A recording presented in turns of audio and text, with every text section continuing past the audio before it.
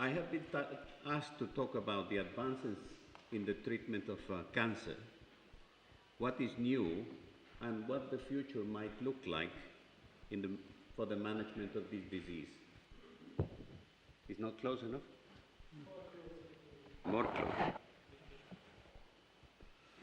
And I think there would be a lot of things that we could discuss in terms of the advances that have taken place in the management of this disease, especially in the last 15 or 20 years. However, although medically trained, I spent most of my life in the cardiovascular system doing fundamental research.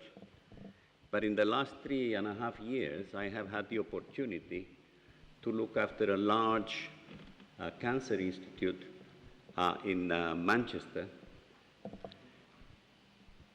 And what I would like to do is discuss some of the experience that I have had and the impact that has had in my understanding of the way we should be acting. The Cancer Institute is a very wide institute. It comprises fundamental research, clinical research, and also has one of the largest clinical trial centers in Europe for the treatment of cancer. On the other hand, the title of this meeting is Science and Sustainability. So rather than talking about molecular biology or the advances in terms of the immune approach to the treatment of cancer, I would like to discuss what I think is the pressing need in terms of what we have to do if we are going to succeed in dealing with this disease. And the example which I'm going to use is obviously the example of the experience that I have had.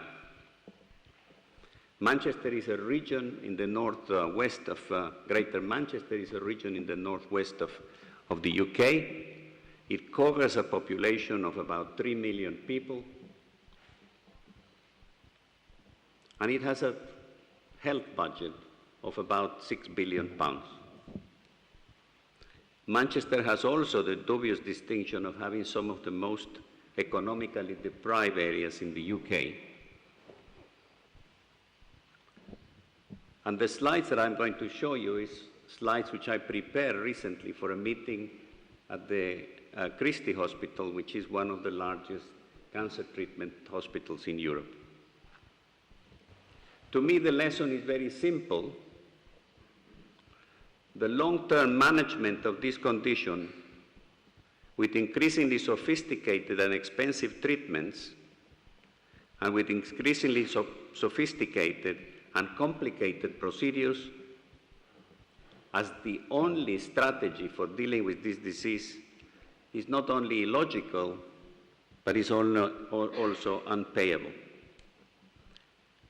I think we must look for another mix of activities which is more conducive to a future society in which preserving health will take priority over treating disease. It is calculated that in the UK, 1 of every 3 people will develop cancer. And this will continue increasing to the point that by 2030, due to the fact that we live longer and cancer is a disease of old age fundamentally, 1 in every 2 people in the UK at some point in their lives will develop cancer. The prospects of cure of some of these forms of cancer and the prospects of now living with cancer rather than dying from it are increasing all the time. But the budgets dedicated to this end are becoming phenomenal. I strongly believe, and I have come to believe after dealing with cancer for the last 3 years in Manchester, that we have to reduce the burden of disease in order to be able to do what we have to do with the people who actually get the cancer. This, of course, in the developed world. In the underdeveloped world, the mortality continues apace and is there where the majority of people who die from cancer die. And it could not be different, as in many other areas, the investment that is made in the developed world compared to the underdeveloped world is very, very different. While the countries of the developed world spend between 180 and 460 US dollars per cancer patient per year, countries in the underdeveloped world, and this includes India and China, spend between $0.50 and $8 a year per cancer patient. And I will come back to some of those numbers at the end of my talk. But going back to the slides, Manchester is an area which is specifically well endowed because of this organization to look after this chronic disease. The University of Manchester has a large research area. What is called the Cancer Research Campaign is also working there. And besides that, the university has signed an agreement with 6 providers of health, hospitals in the area, to work together. So not only we are well placed, but the research and the clinical research that is taking place has been of very significant impact. Can I have the next slide, please? How do you do this? Nobody gave me the...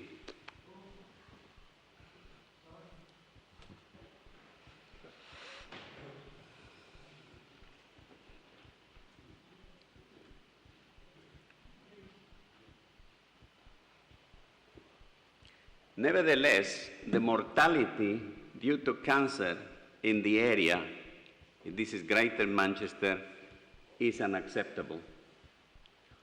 Approximately 6,500 people per year die from cancer in Greater Manchester, and this is 10% higher than the average in the UK.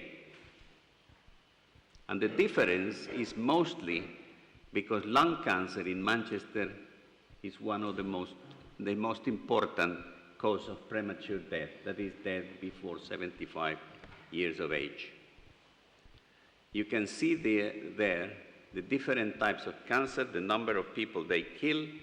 This is lung cancer, this is breast cancer, this is bowel cancer, this is other cancers. And this is so significant that the mortality, the premature death due to cancer of the lung are greater than any other cause of death in Greater Manchester.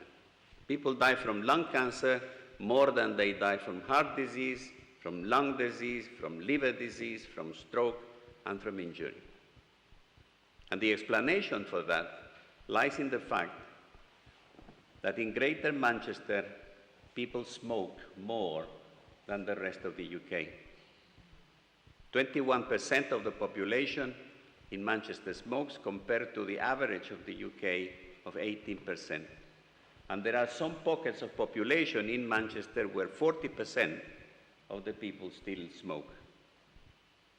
And that, with a population of approximately 2.7 million, equates to 70,000 more people smoking than the average would be for the UK.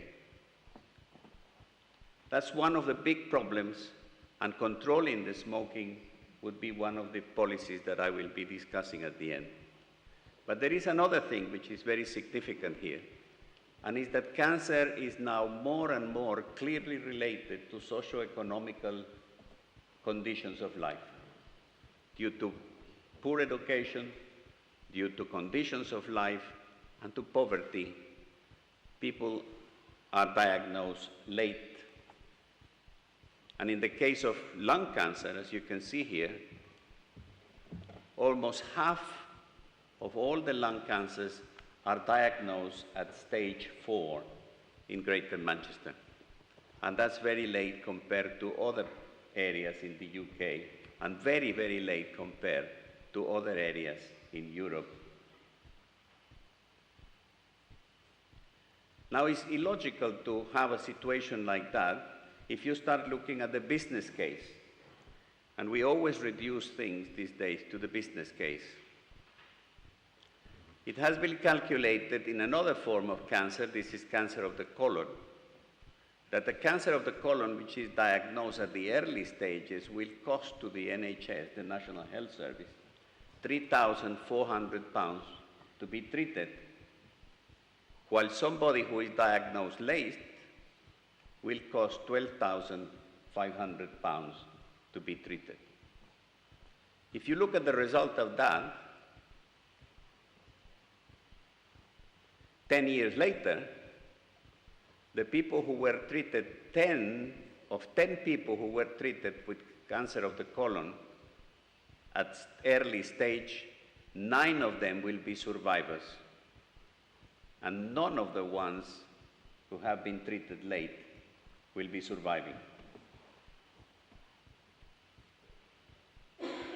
It has been also calculated that in England, if in all the areas of England there would be early diagnosis, that would save the National Health Service about £44 million a year in treatment costs for breast, bowel, lung, and ovarian cancers.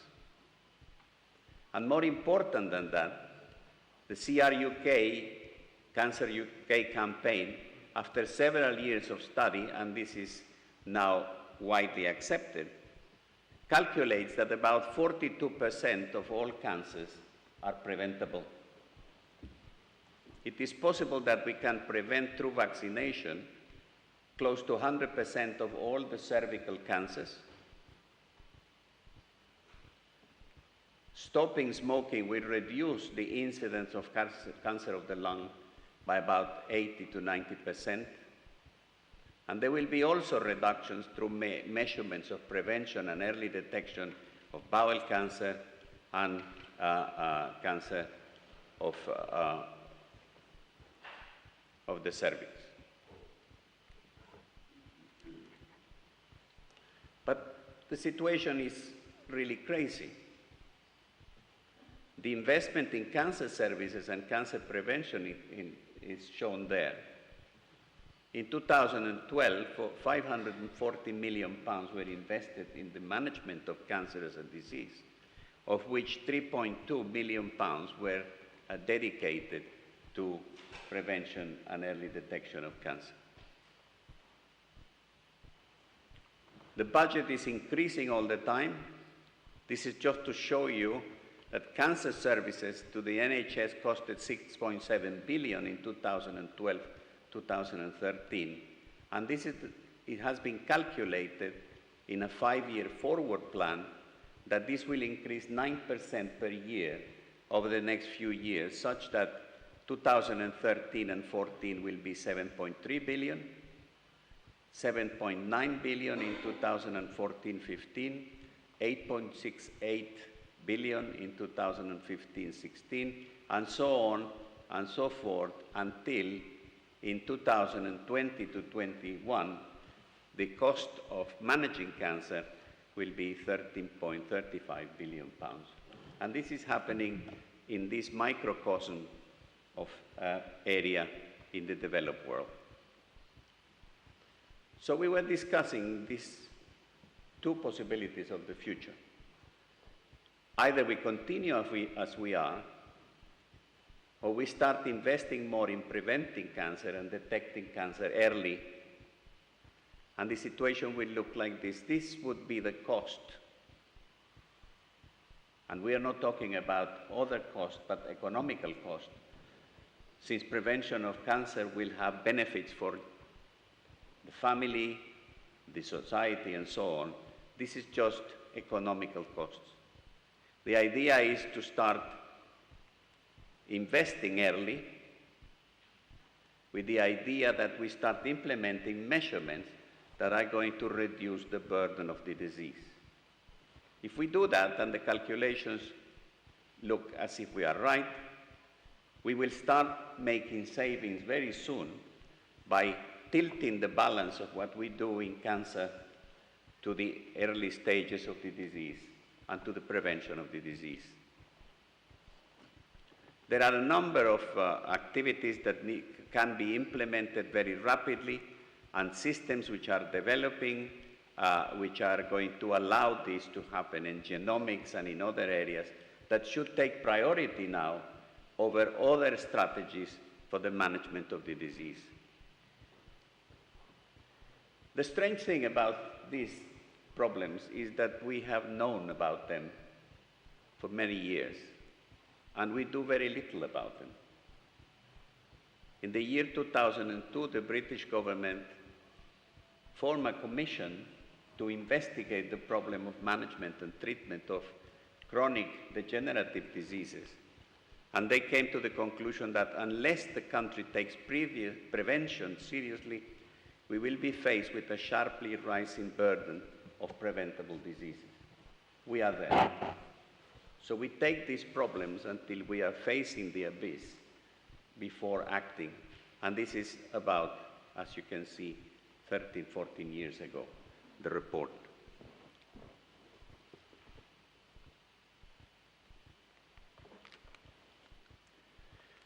The final thing that I wanted to say is that implementing those preventive measures will have an impact in most of the chronic non-communicative diseases which are confronting society.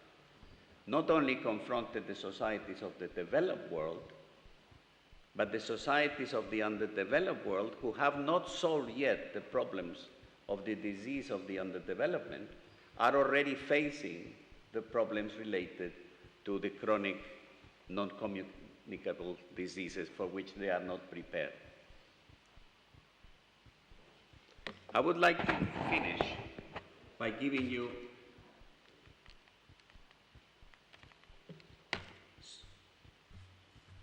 some statistical data of where we are.